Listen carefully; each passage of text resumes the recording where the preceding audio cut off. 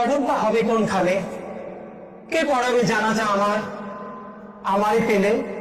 মায়ের কথাই বলে, বাড়ির মসজিদটাকে আবাদ হবে না আর। বেশি মানুষ এক করিস না, তবে ফটে যাওয়ার মায়ের খবর দিস। তোর বাপে যখন বাড়িতে আইতো না, কত রাত যে সে আমার পাহারা দিছে। আমার দাফন হয়ে গেলে তুই থাকবি আরো, সবাই যাবার পর পড়তে থাকবি ইয়াসিন আর রহমান।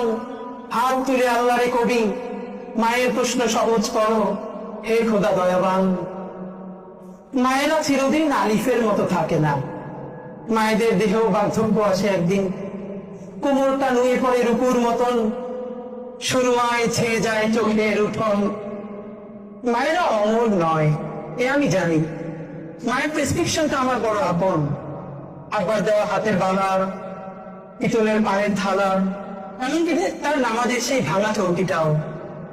হঠাৎ ভাবি, মায়না হয় আমার সাথেই মরল।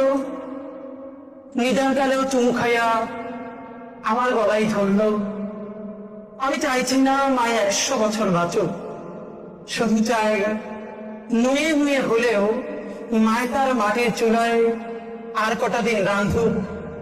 পাতির খুঁজে কলিজাটা আমার পাতেই দিক। সংসারে মা তো একটা অদৃশ্য ঐশী সুতো, মাকড়সার মতো সেই সুতোটা আর কটা দিন বাঁধুক।